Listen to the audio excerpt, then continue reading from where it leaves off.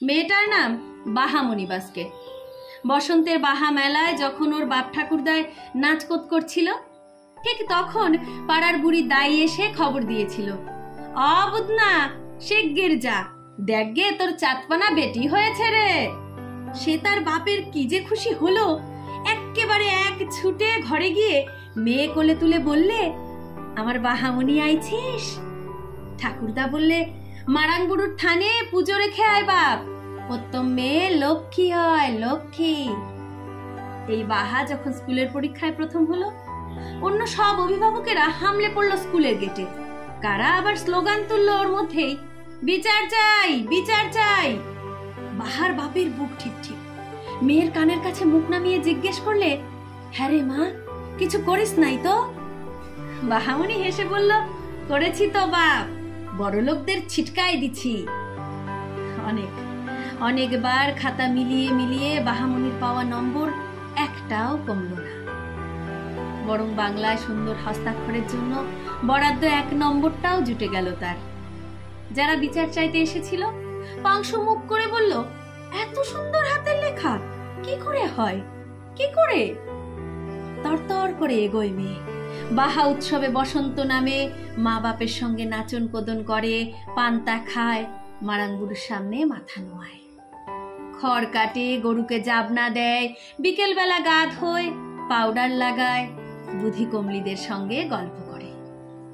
আর রাত নামলে ডুবে যায় বইয়ে এক প্রবল আত্মবিশ্বাসে। মাধ্যমিক উচ্চ মাধ্যমিক ছাড়িয়ে সারা দেশে সাড়া ফেলে দিল হঠাৎ একদিন। হই হই কাণ্ড, রই রই ব্যাপার, বাহামণি বাস্কে মেডিকেলে পেয়েছে চান্স, বাহামণি বাস্কে মেডিকেলে পেয়েছে চান্স। ওই যে যারা বিচার চাইতে এসেছিল তারা আড়ালে হাসলো, বলল, বোঝো না, সংরক্ষণ না, এদেশের ভাগ্যে আর ভালো কিছু হবে না, ও যদি ডাক্তার হয় মরবে, সব মরবে। বাহামণি ডাক্তার হলো, কিন্তু তার কাছে চিকিৎসা নিতে এলো না কেউ। বাহামণি গলায় স্টেথোস্কোপ নিয়ে সাঁওতাল পরগনার মাঝখানে এসে দাঁড়ালো। বাদল মুর্মু, টগরি টুডু, লম্বু হেমব্রেম, লক্ষ্মী, রতন, সোনালি সবাই একে একে এলো তার কাছে। বাহা, পেটে বড় বেদনা, বাহা, বুকের বাঁদিকে কি যে হয়, এতদিন মারাঙ্গুরুর চন্নামিত্ত খেলো, তাও। বাহা, ভাগ্যিস তুই ছিলিস, বাহা, তোর অনেক ভালো হোক বিটি। বাহামণি আরো ডিগ্রি অর্জন করলো।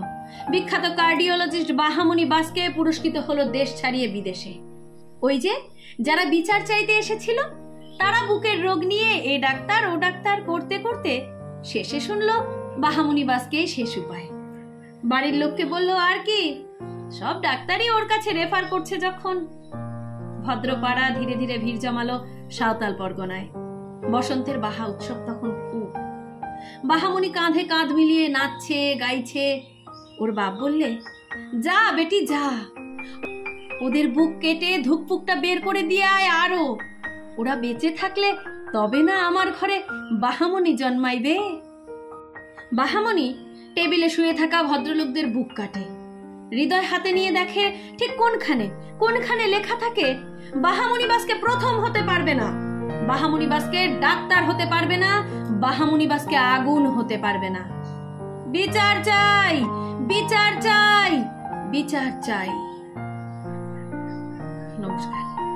কবি সুজান মিঠির লেখা বাহামণি বাস্কে।